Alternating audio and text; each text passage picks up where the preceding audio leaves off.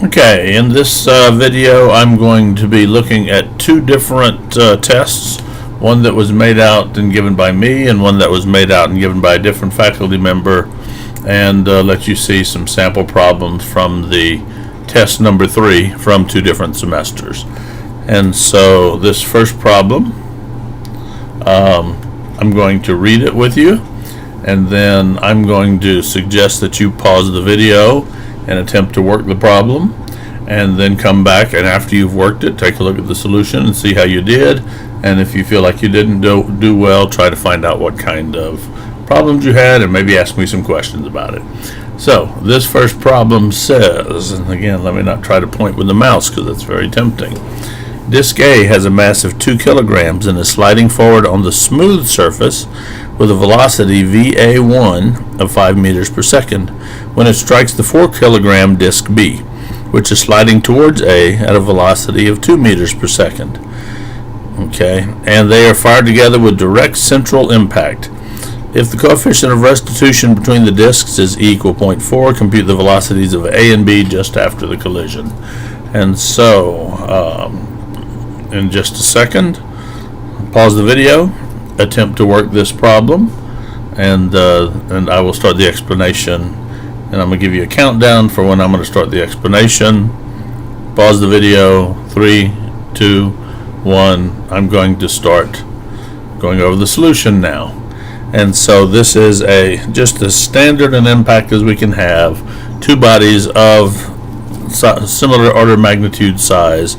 And so we're going to write conservation of momentum along the impact line to be true. And we're going to write coefficient of restitution equation along the impact line to be true, and those two equations, two unknowns, should give us a solution to this problem. Now, it will be important that we choose a positive direction on the impact line because one of these initial velocities will be positive and the other one is going to be negative. So we will presume that that x direction right there is going to be a positive number. And so writing our starting momentum equal final momentum. We have a mass of 2 and a positive velocity of 5. On the other, we have a mass of 4 and a negative velocity of 2. And then we're just going to assume that both of them are positive to end the problem and let the sign work out. So after the impact, we have a mass of 2 and an unknown velocity of A, and a mass of 4 and an unknown velocity of B. And this is one equation, two unknowns, the velocity of A and the velocity of B after the impact. And so, of course, we need another equation, and we'll get our other equation from the coefficient of restitution equation. And the speed of A before impact is a positive 5, and the speed of B before impact is going to be a negative 2. And you need to be careful with that sign. And so it's going to be a 5 minus a negative 2 in that denominator, which is going to be a total closing speed of 7. And the numerator of the equation will be velocity of B after impact minus the velocity of A after impact, assuming that both are positive and unknown. Solving these two equations, two unknowns, we get the velocity of A after the impact is negative 1.53. You can't see that. Let me slide this up. So solving velocity of A 1.53 negative, velocity of B of 1.27 positive. And remember, I gave you an equation sheet in class that had the equation to directly find the solution of both conservation of momentum and coefficient of restitution. You might grab that little equation sheet that I gave you and try applying it here and just see how that compares. So a very straightforward impact problem. Okay, next problem.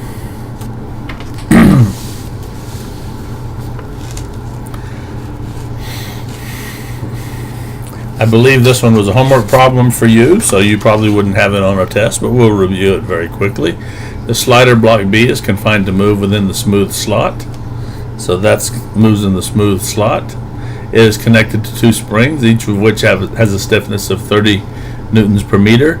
Block B moves after it's hit by block A which is originally traveling with a velocity of 8 meters per second. If E is equal to 0.4 and the mass of each block is 1.5 kilograms, determine the average net force exerted between the two blocks A and B during the impact if the impact occurs in 0.005 seconds. So the key is we're going to have to find the change in velocity of either body, and then we can use average force and time to represent the impulse. So what we have to do is first solve the velocity impact problem. Making note of our coordinate system x and y is not going to be relevant. So our conservation of momentum for the two bodies, let's slide that up a little bit, says the mass of body A plus the initial velocity of body A plus the mass of body B times its initial velocity of 0, is what that one said, is equal to final mass of A, velocity of A, plus mass of B, velocity of B. And since in this case only they all have the same mass, we can cancel those math terms and say that 8 is equal to the velocity of A plus the velocity of B. That's one equation, two unknowns.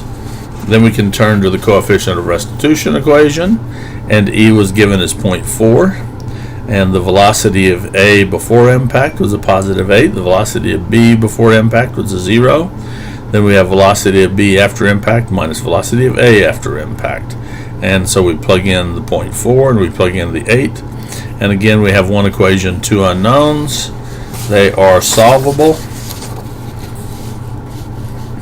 And we have, from the impact, velocity of A of 2.4, the velocity of B of 5.6. Knowing that how the velocity of A changes, then we can figure out what the impulse was that caused the change, and from the average time we can figure out the average force. Or we can do the same thing from block 6. And if you notice, the springs really don't even come into this problem. And so for either one of the two bodies, A or B, we can say that through the impact we had a starting velocity, we had an impulse from the impact, and then we have our final momentum. And so using either body A, so the mass of A times 8 is its starting velocity, and then we had an impulse which removed energy from it, so minus F, an average over the time, 0.005 seconds, is equal to mass of A times its final velocity. And that's a one equation, one unknown problem at this point, because we know the mass of A and we know all the other numbers, and we can solve for that average force. The other alternative is to go to body B, which started at rest. We're still working on the impulse momentum equation. Body B started at rest. There was an impulse that gave it some momentum, which resulted in its final momentum. So force times time is the impulse, is equal to the final mass of B times the velocity of B. Either one of those equations would be a one equation, one unknown equation in F, and either equation will give F is equal to 1.68 times 10 to the third newtons, would be the average value of force over that small amount of time. And that would be problem number 2, and I do believe you worked that one for homework.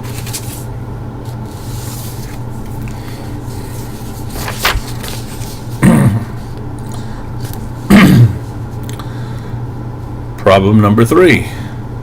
When only two gears are in mesh, the driving gear A and B. Let's go ahead and bring the picture up. When only two gears are in mesh, the driving gear A and B will always turn in the opposite directions. In order to get them to turn in the same direction, an idler gear C is used. In the case shown, determine the angular velocity of gear B when t equals 5 seconds. If gear A starts from rest, it has an angular acceleration alpha A is equal to 3t plus 2 radians per second squared, where t is in seconds. Now, we worked a problem on a quiz somewhat similar to this, which required some transfers back and forth, and you may again have worked this one for homework. I don't recall if you worked precisely this one, but it's going to involve, for problems like that, typically solving an equation like this somewhere, and then some transfer equations, such as V is equal to R omega equal R omega of one body. Since the two multiple bodies share the same V, then we'd have R omega on one body equals R omega on another body, or R alpha, or R delta theta, those transfer type equations. All right, well, let's just pause for a moment. You pause me, work the problem, do your best, and then I'm going to start back up in 3, 2, 1. Okay, and I'm going to look at the answer. And so we know the alpha A, and we want to know what? The velocity of gear B, the angular velocity of gear B when t is 5 seconds. So what we can do is, since we know the most at A, let's solve everything at point A and then transfer over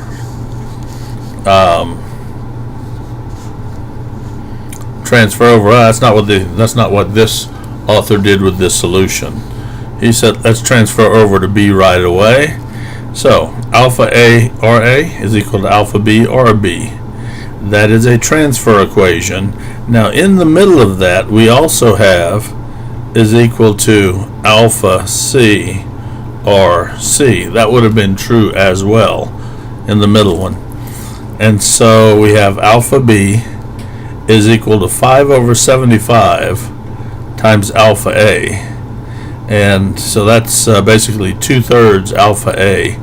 And 2/3, but alpha A was given as, and that's not written down, 3t plus 2.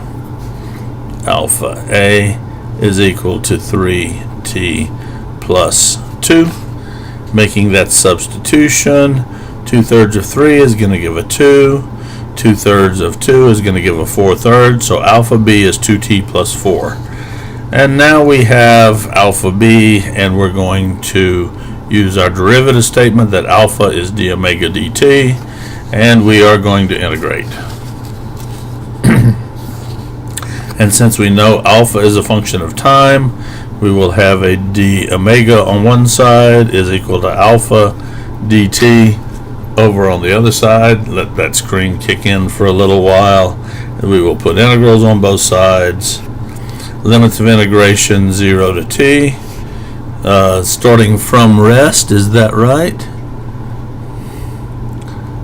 Starting from rest, so 0 to omega. And we will integrate, and we will come up with omega is equal to t squared plus 4/3 t. Integrating the 2t will give us a t squared. 4/3 will give us a 4/3 t.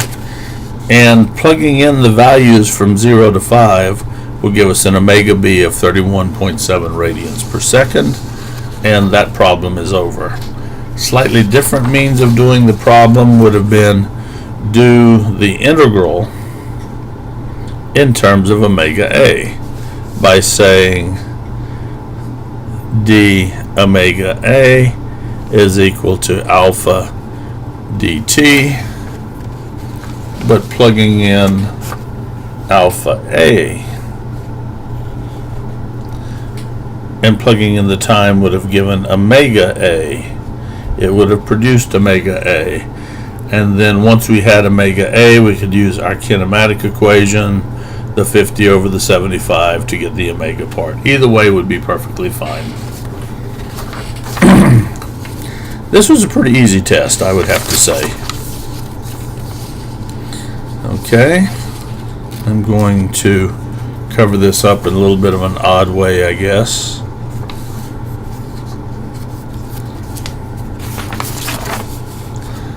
Okay, let me get this back on the screen. And so we have a slider crank with a grounded joint here, a pin joint there, a pin joint there, a pin joint there, and our slide direction runs right through that grounded pin joint. And so the problem says the velocity of the slider block C is 4 feet per second up the incline. That's marked here.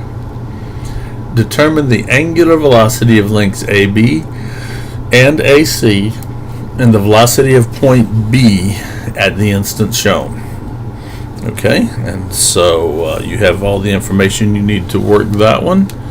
And so go ahead and pause me, work the problem, and then I'll discuss it, and I'll start that discussion in 3, 2, 1 seconds. And so this is a pure velocity problem, no accelerations. And so we actually have an option. We could consider instant center method for the velocity problem, or we could consider the vector method. And on this one, I would surely give consideration to the instant center method, because the geography looks pretty easy. So where would the instant center be? It would be straight up and perpendicular, causing some symmetry here, which is one of the reasons this looks pretty easy. So there's the instant center. I'll mark a grounded pin joint there, and then, as I usually do, I will shade in that solid plate, and that solid plate is pinned to ground right here, just right now. And this edge of the solid plate has a pin joint and a pin joint on it to act like the link BC that I was interested in. And so now we were told that we have a velocity of 4, and now we have to do a little bit of trig. Because I know this velocity, I'm going to work toward that omega BC using a V equal R omega, and the R that I need is this one right here. And so we were told that this is 1 foot and that's 1 foot, and so we're going to Pythagorize 1 foot, and I don't have that. That's probably a 1.404, but I don't have that handy. And so let me pull out my calculator, because I don't think this one was solved using the instant center method on the solution that I have in front of me. It was solved using the vector method. And so pulling out my calculator, just a second. So 2 square root 1.414 is the length of that side, and the length of this side is going to be a 1, and I'm going to need it soon. And so omega BC times 1.414 is equal to V of point C, which is 4. So omega BC is equal to 4 over 1.414. 4 enter 1.414 divide 2.829. So omega BC is equal to 2.829, or a 2.83. We will, let me actually bring up my zoom, and let's zoom out just a touch on this one. And so I'm going to zoom out a click. Okay, so that is omega BC. And now that I know this omega, I can use this R and the omega to find velocity of B. And so the velocity of B is equal to R of B with respect to the instant center times omega BC, and that is equal to a 1 times omega BC, which is a 2.83. Therefore, VB is equal to 2.83, same value of the omega, and the velocity of B is in that direction, so I'll make note of that, straight to the right. And then to calculate the omega of the link AB,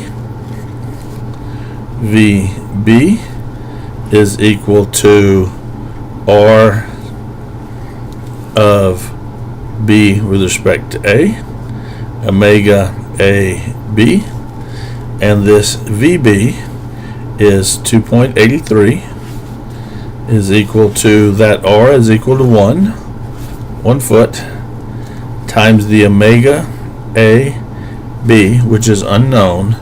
Therefore, omega AB is equal to 2.83 in that direction,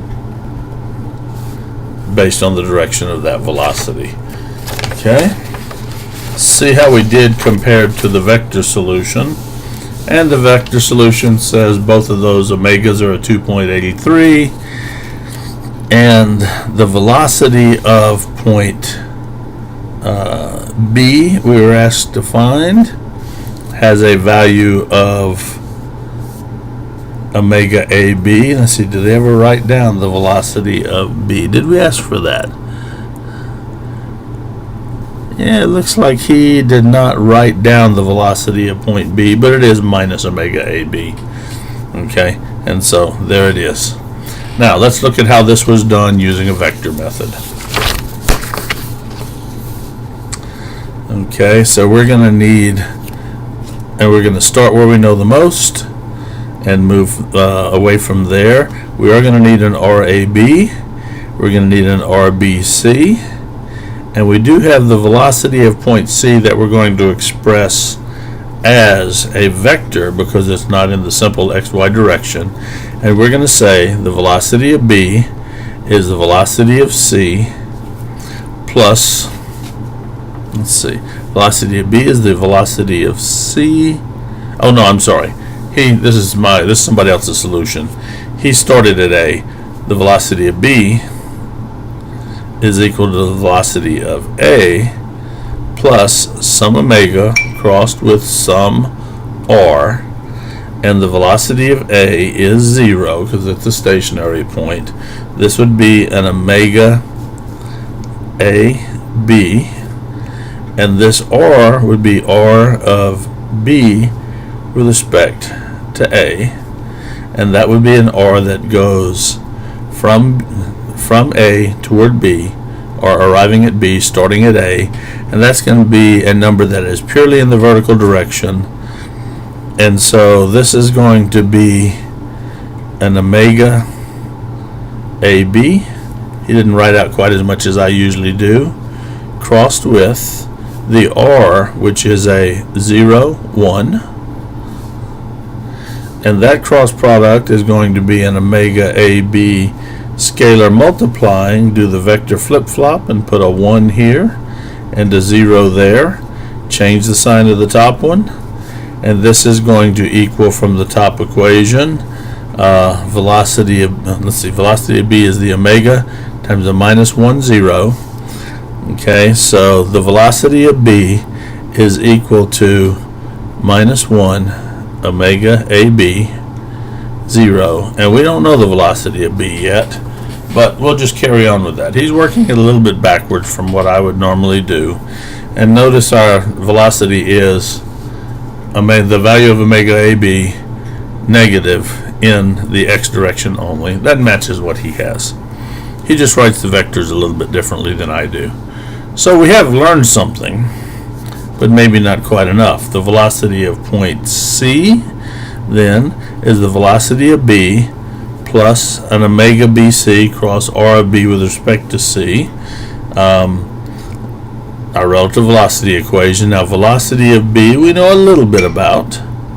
Velocity of C we know everything about. Okay, let me see. And so plugging this in and following through a little bit and writing it as I write it, the velocity of B is minus omega AB and 0. That's the velocity of B. I would not have started from that end. I'd have started from the other end. Okay, plus omega BC, which is unknown, crossed with R of B with respect to C. R of,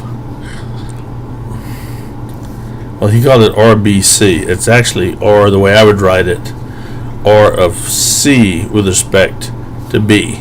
C on top, C on top. R of C with respect to B is going to be a positive 1 in the x and a 0 in the y. So 1, 0. And we're doing a cross product, so we need to include that. And so this is going to equal to minus omega AB 0. And when I do this cross product, that's going to become a 0, 1, do the swap, change the sign of the top one. Okay, and this is going to be a plus omega BC.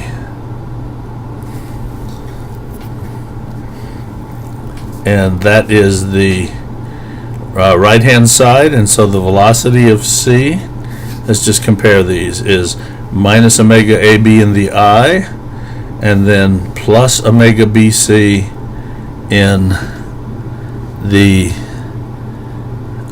plus the cross product, and then once the cross product happens, it's going to be minus omega AB in the I plus omega BC in the J. What he has totally matches what I would have written. Okay, says now equate 1 and 3. What have we labeled as 1? I don't love his method. Okay, 1 is the velocity of C. We know the velocity of C, and we know that it has to be divided into sine and cosine of 45 degrees. So actually fill in the velocity of C is what I would say. And the velocity of C is a magnitude of 4, scalar multiplying. Velocity of C is going to have a positive x and a positive y, and it's going to have an x component of the cosine, 45, and sine, 45, is equal to this. Okay, and this is one vector equation, therefore two scalar equations, and we have two unknowns, so we'll separate these into the x piece and the y piece, the ij and I piece and the j piece, or the way I usually write it, the upper piece and the lower piece. Okay, and so let's go ahead and carry this one a little bit further and say for cosine of 45, I'm going to abbreviate, and sine of 45, I'm going to abbreviate, is equal to minus omega AB and 0 and plus 0 and omega BC. And taking the top term, we have 4 times the cosine of 45 equals minus AB. And so omega AB is minus 4 cosine of 45 degrees. And then omega BC is 4 times the sine of 45 degrees. But each of these are the same number. There's no difference between the sine and cosine. And so we end up with omega AB and omega BC having these values.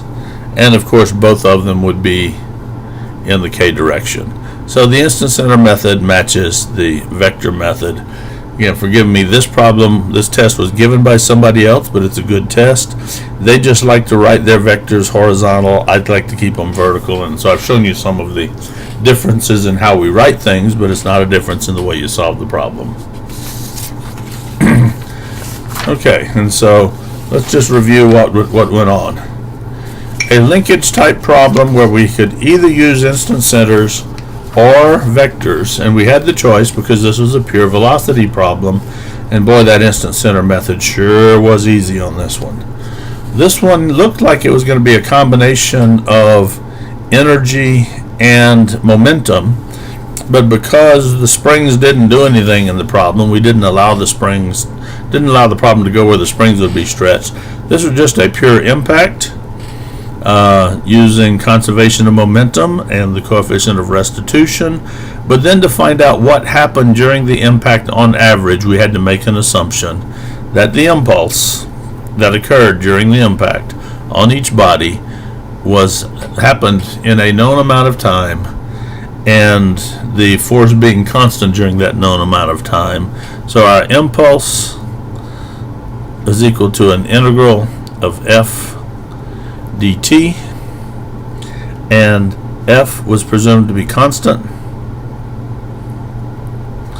Therefore, our impulse was presumed to be equal to an f times the 0.005 seconds, 0.005 seconds.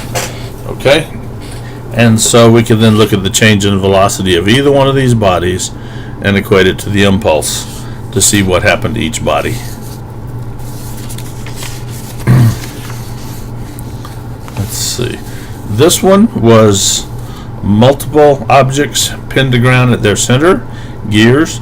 Okay, remember we have transfer type equations, V equal R omega, or A is equal to R alpha, or delta S, the change in length or distance, is equal to R times delta theta.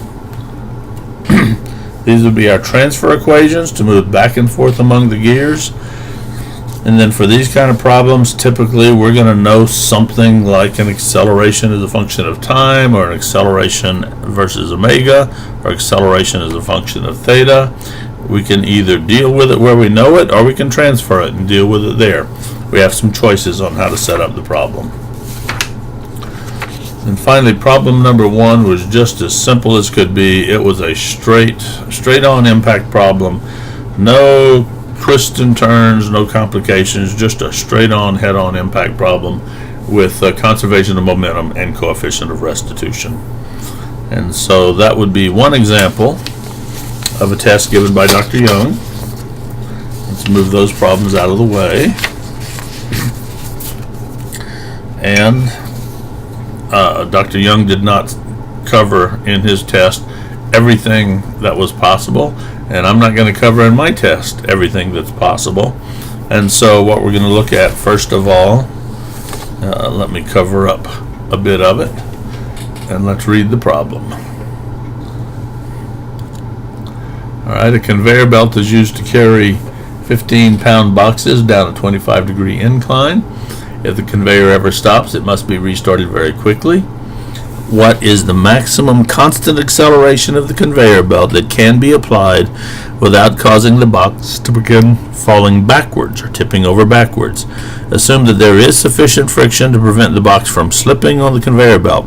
The center of gravity of the box is located at the center of the box. The radius of gyration of the box is 3 inches. So, take a shot at this one. See what you can do to answer this question, and then I will go over the solution in 3 seconds. 3, 2, 1. Well, I hope you pause the video. Let's take a look at the solution. And what we have for these kind of problems is our 3 equations: sum of forces in the x equal mass times acceleration in the x, sum of forces in the y, and sum of moments equal to an I alpha kind of thing. And we'll have to, of course, use the right flavor of the I alpha equation depending on where we sum moments. So let's proceed ahead. A free body diagram sets up a coordinate system, x and y, which is slope aligned, not gravity aligned. It is a 15-pound box, so here's the gravity force. And then we have a normal force that's moved all the way to the back corner because we're concerned about it tipping over backwards. And we also have a friction force acting. And so we can sum the forces first of all in the y direction, equal mass times acceleration in the y. But of course this thing is not going to move in the y, and we're also not going to allow it to tip. And so the acceleration in the y is in fact 0. And so we're going to have the normal force is equal to the component of gravity. And with the coordinate system given, the component of gravity is negative. So negative 15 cosine of 25 degrees is equal mass times acceleration, which is equal to 0. Therefore, the normal force of 13.6 pounds. Let me zoom out just a little bit so that you can see that 13.6 pounds. Okay, now I presume, will sum forces in the x, you bet. Sum of forces in the x equal mass times the acceleration in the x, and that's the number we're looking for. And in the x direction, we have a friction force. We have a component of gravity in the x direction. Both of those are positive, and those are the only forces we have acting in the x direction. So we have that equal to the mass of the box, 15 over 32.2, times the acceleration in the x direction, and a sub x is our unknown, and f is also unknown. And so we have one equation, 2 unknowns, and we will need to solve, we'll need to have another equation. And so Sum of moments about the center of gravity was chosen. If we had wanted, we could have summed moments about this corner. We were given the radius of gyration of the box about, and when it doesn't say what that radius of gyration is about, we will presume it's about the centroid. Okay, so sum of moments equal I alpha, but we're not going to let this thing rotate. Therefore, alpha is 0. I is not 0, but alpha is 0, and so we'll set that right-hand side equal to 0. And we have an equation that says our friction acting through a distance of 4.5 inches divided by 12 to convert that to feet. That's going to produce a positive moment. We can see what a positive moment looks like, and friction produces a positive moment about the center of gravity. Then we have our normal force producing a negative moment about the center of gravity, and that normal force acts through a distance of 2.5 inches. So normal times 2.5 over 12 with a minus sign in front of it. And this equation is one equation, one unknown, and that unknown is the friction, showing up for the second time in the set of unknowns. So we can solve for the friction force instantly of 7.55 pounds. And now that we know the friction, we can go back to this equation. We can solve for the acceleration.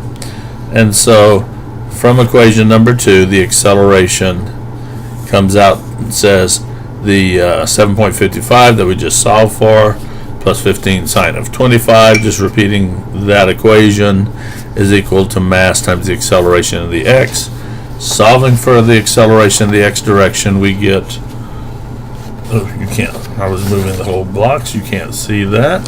Acceleration in the x direction of 29.8 feet per second squared. That's actually a fairly large acceleration. That's almost the acceleration of gravity. That's almost this, we're moving it down and accelerating at the rate of a free fall. Okay, so 3 equations, sum of forces in the y, sum of forces in the x, and sum of moments led us to solve for 3 unknowns: the normal force, the friction force, and the unknown acceleration. Fairly straightforward little problem. The next one, cover it up a little bit, and then attempt to zoom in a little bit.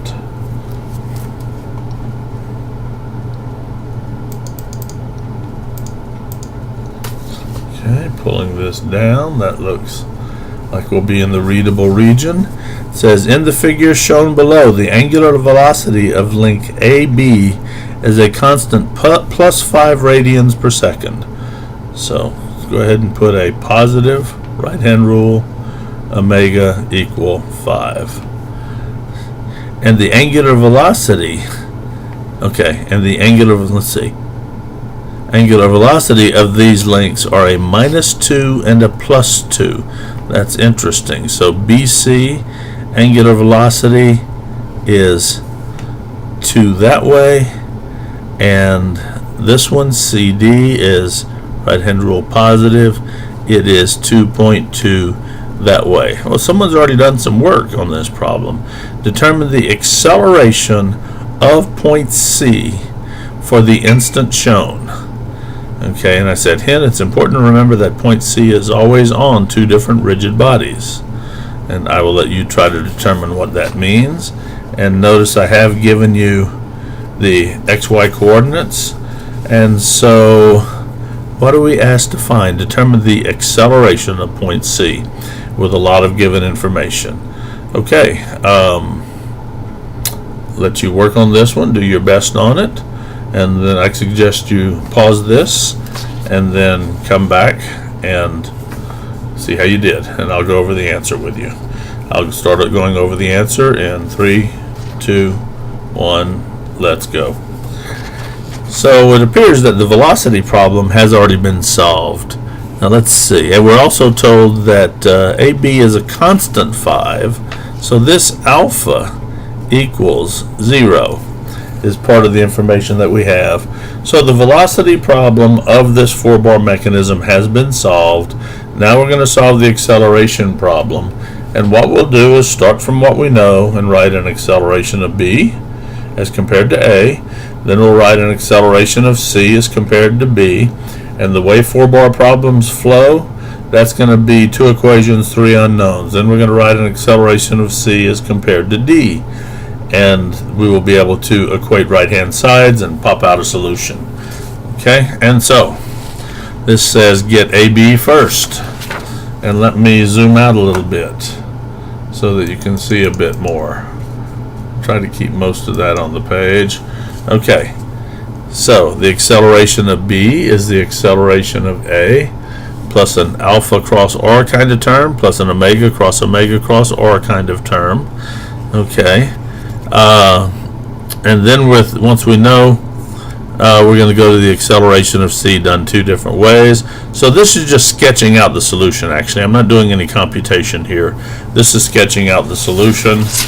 So this says do acceleration of c from the point of view of B, do acceleration of c from the point of view of D, but acceleration of D is 0. So let's actually proceed into the problem. The acceleration of B is the acceleration of A plus an alpha cross R plus an omega cross R, and this alpha is going to be alpha of this body, AB, but that term is 0. And then we're going to have an omega AB crossing R of B with respect to A. That's an R vector that takes us from A to B, and that R vector is going to be an x equal 2 minus 0 and y equal 3 minus 0. And so this one is going to become a minus omega squared R. So minus omega quantity squared, and the R is x equal 2, y equal 3. So the acceleration of B is going to be a minus 25 times these two numbers, which is a minus 50 and a minus 75. And looking at this, we do see that the acceleration, actually we can't look at that and tell what the acceleration is. We just don't know. Well, other than it is a pure centrifugal piece. And since it's a centrifugal acceleration, yes, the x piece will be negative and the y piece will be negative. We don't need to do that. Now the acceleration of c from the point of view of B is the acceleration of B plus some alpha cross R plus an omega cross R. We're on body containing B and C, so we want an alpha BC and omega BC, and we want the R of C with respect to B, which will be this point 7, 5 minus this point 2, 3, and so that's going to give a 7 minus 2 is 5, 5 minus 3 is 2. That's going to be a 5, 2 vector for the R. So alpha BC cross the 5, 2 vector, and then omega cross R is going to become minus omega squared times R minus omega squared times R, and that omega was given in the problem statement as a minus 2. So we'll plug in a minus 2 there, although the sign gets lost, it doesn't matter. And so in this equation, we're going to have an unknown alpha, and the acceleration of c is going to be unknown. And so we write this. We've already filled in the acceleration of b, we filled in the 5, 2, but we need to do the cross product. And the cross product is going to be alpha bc times, swap the 5 and the 2, they were both positive, make the top term negative, and then this term is going to be a minus 4 times 5, 2, which is going to be a minus 4 times 5 is 20, minus 4 times 2 is 8, and so acceleration of all of this is equal to the acceleration of c. And we don't know the alpha, and there are 2 terms in the acceleration of c that we don't know, and so we're going to leave that alone and move to the acceleration of c from the point of view of D. The acceleration of c from the point of view of D is equal to the acceleration of D plus some alpha cross R plus some omega cross R, and the alpha would be an alpha CD, and the R would be an R of C with respect to D, and the omegas would be the same subscript as the alphas, omega CD, and the same R. And so we have alpha CD, and let's see, the R of C with respect to D. R of C with respect to D would be this way, which would be an x equals 7 minus an x equals 7. That's going to be a 0, and a 5 minus 0. So that's going to be, you know what I wrote down in here? A 7, 0. Where did I write that down? X equals 7, y equals 5. So our delta y is 5. Actually, that's going to be a 5. That's interesting. Okay, I think I had an oops there. I think I fixed it when I graded the problem. But my initial solution, that had an oops there. And so this r is an x equal 0 and y equal 5, not 7. So that needs to be a 5. Okay. Now, recognizing again the acceleration of c has two unknowns. That alpha is an unknown. It appears that I have 4 equations, 2 vectors, and 6 unknowns, but these two are the same unknowns. And since these two are the same, I can equate the two right-hand sides to each other and solve that equation. So I'm going to say the equation number 1, right-hand side, is equal to equation number 2, right-hand side, and this becomes 2 equations. I can split upper and lower parts into the alphas, and then the rest of this was just doing the algebra to solve for the alphas. And once I know the alphas, I can go back to either equation 1 or equation 2 and plug in the alphas and solve for the acceleration of c. And so either go to here and get the acceleration of c, or go to here and get the acceleration of c. And I've got to look at this one more time. Did I really blow it on that r of c with respect to d? And I really did. Okay, so again, I had to have caught that and fixed it before I graded it. Okay, next problem. We'll cover up quite a bit before you see too much.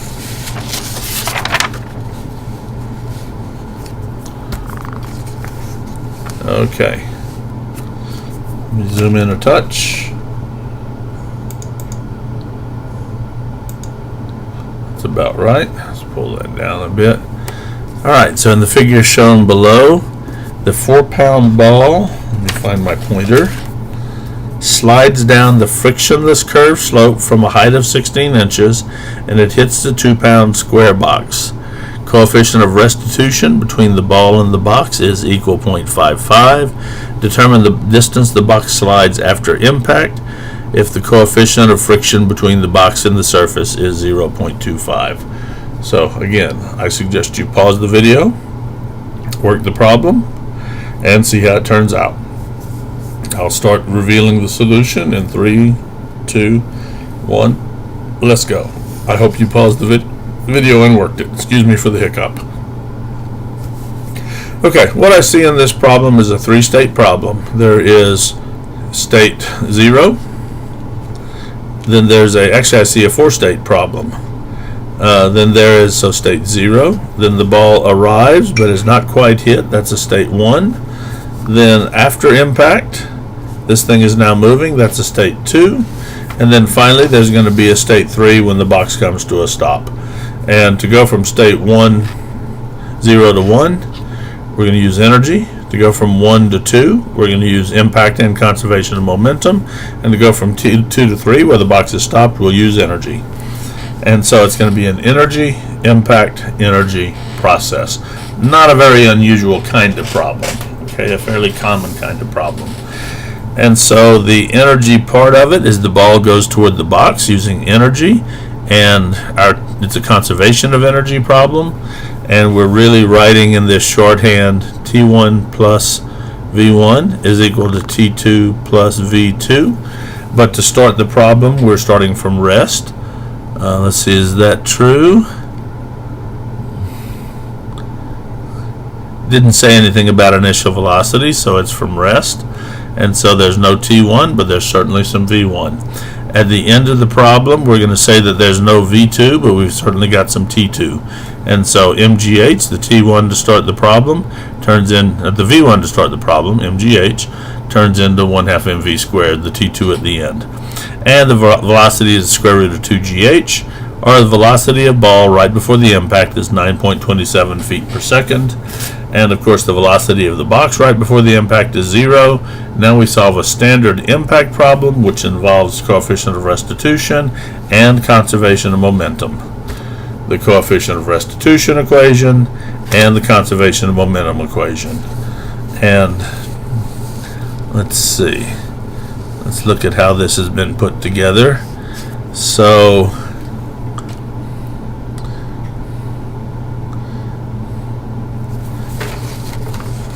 okay, conservation of momentum would say, let's see, the 9.27, oh, E is 0.55, sorry.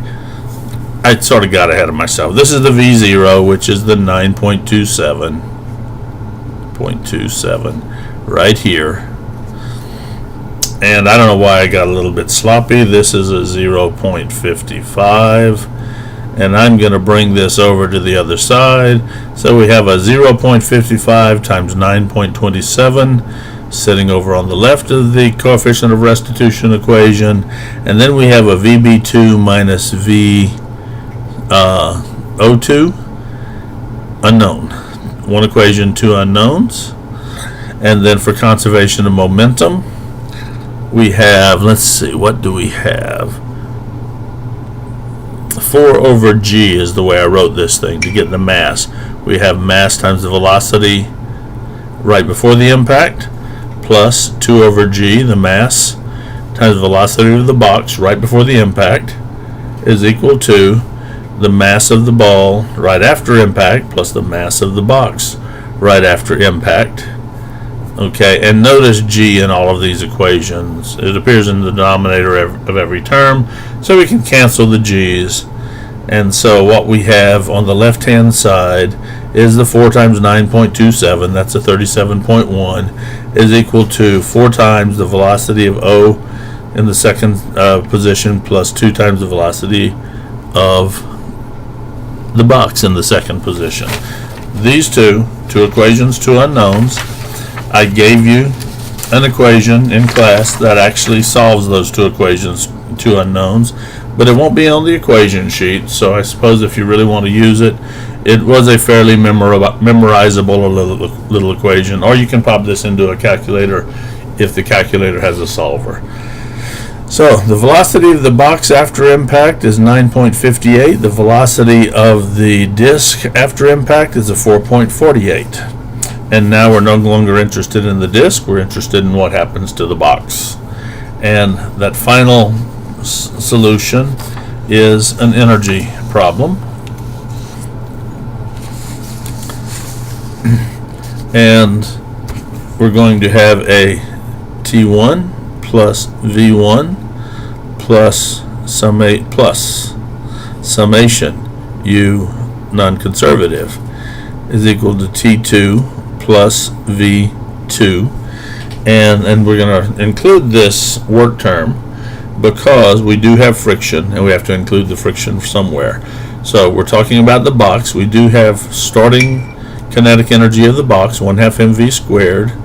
Our potential energy of the box, since it's sliding on a horizontal straight line, we're going to choose to call that 0 on both sides of the equation, and the box is going to come to a stop. And so our T2 in the second part of the equation also goes to 0.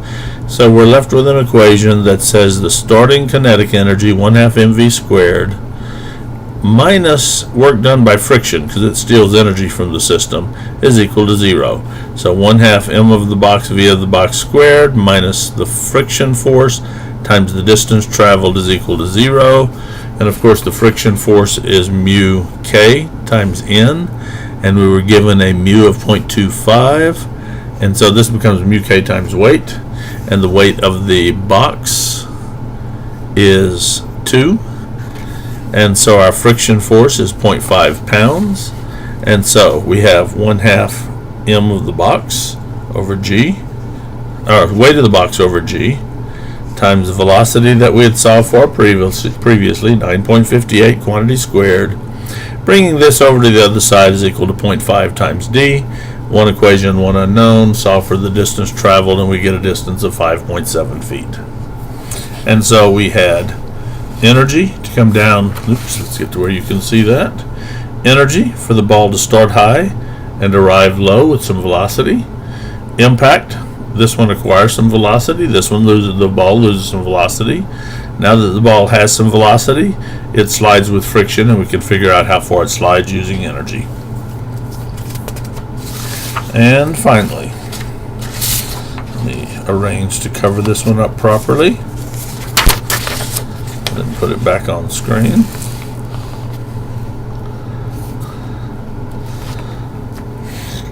Okay, at the instant shown in the figure below, disk A is spinning but has zero velocity. So somehow it's just sitting there spinning like crazy, and it certainly is sliding down here. It is spinning like crazy, but somehow we're not allowing it to travel. Okay, it's just sitting there spinning. Okay, so it has zero velocity and therefore is slipping on the surface. The disk has a 0.75 meter radius and a mass of 250 kilograms and a radius of gyration of 0.4 meters. And it's spinning at 30 radians per second in the direction shown. So this thing is just spinning and raring to go if we ever let go of it. Coefficient of friction between the disk and the surface is 0.45. Determine the time required for the disk to stop slipping and start rolling without slipping. Okay, hint, rolling without slipping begins when the disk velocity and the disk angular velocity satisfy the kinematic constraint. Okay, that's a pretty good hint. And so you take a look at this problem, work it yourself, and then I hope you will pause the video, work it yourself, and then come back and listen to the solution. I'm going to start the solution in 3, 2, 1 seconds. So welcome back, hope you worked the problem and succeeded, and let's look at the solution.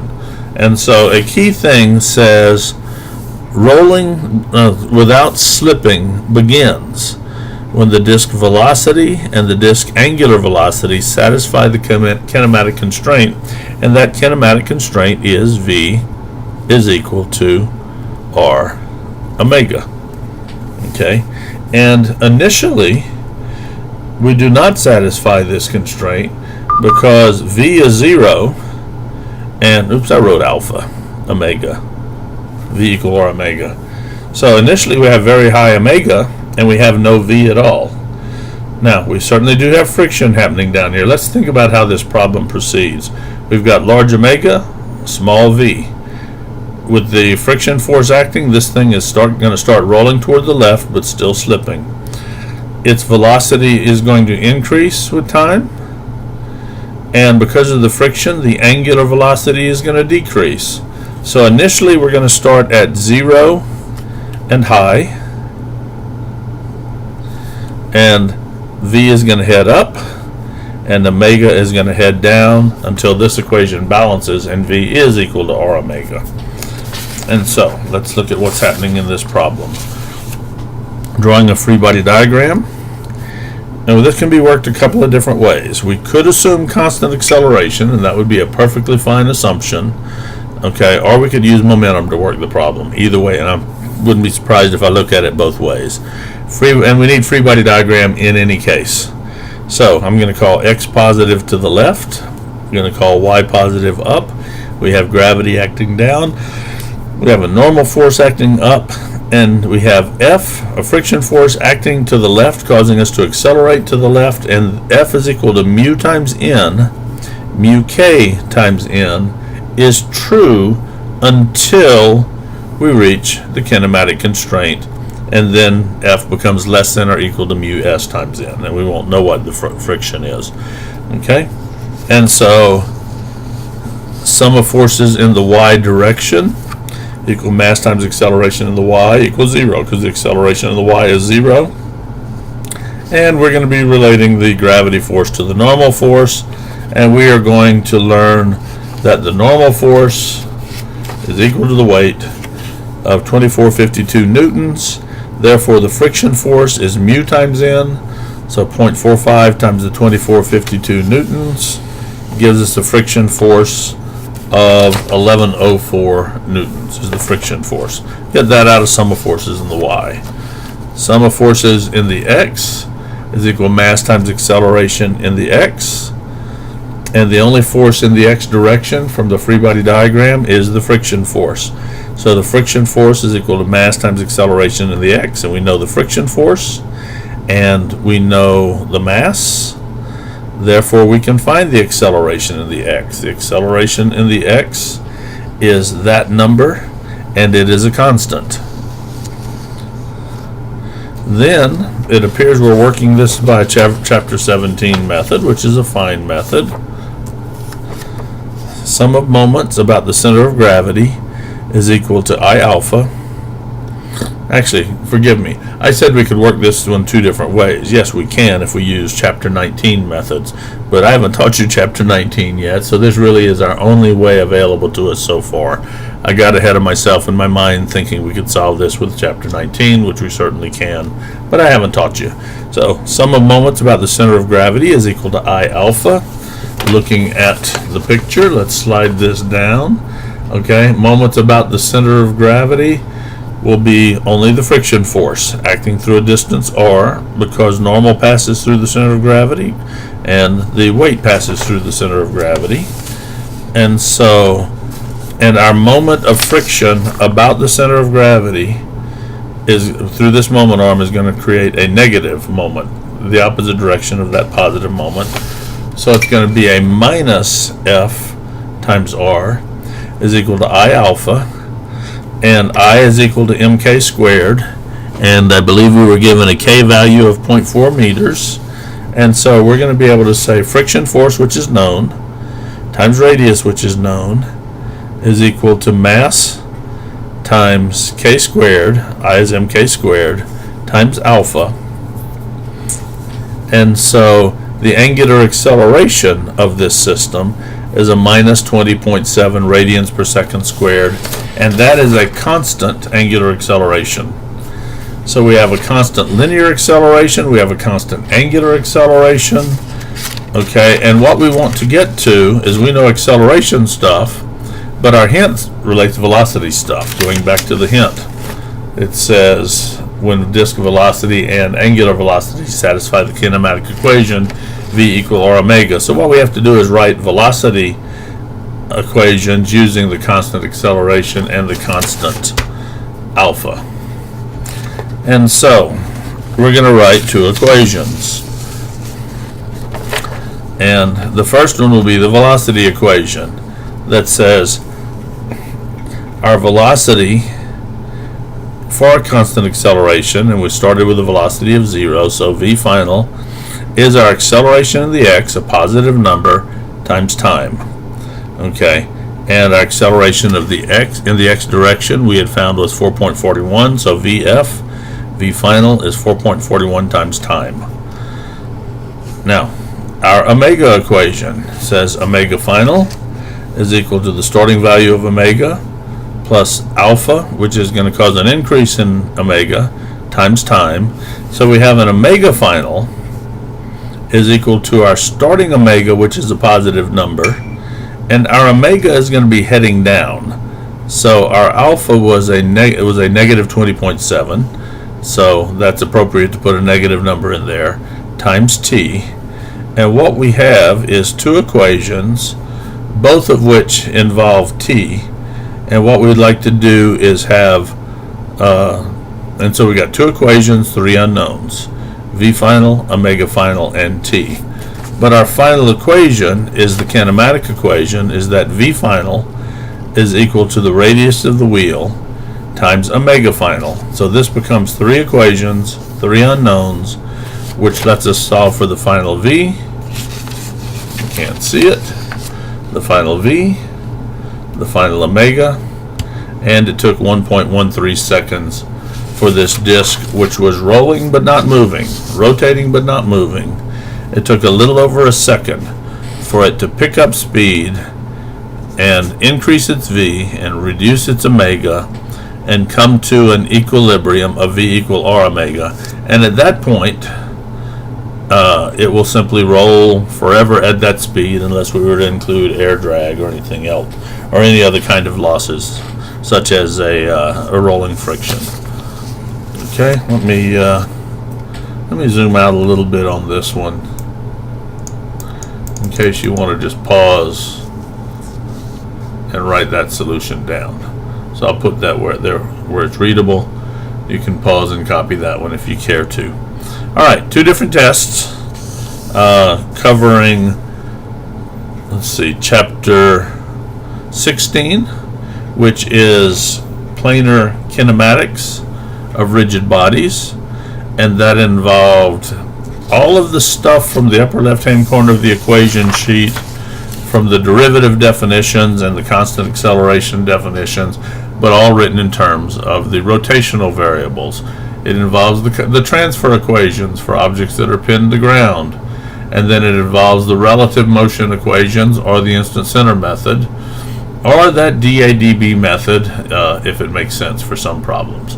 All right, so there is a review of the test. Feel free to ask me questions about this anytime between now and the beginning of the test.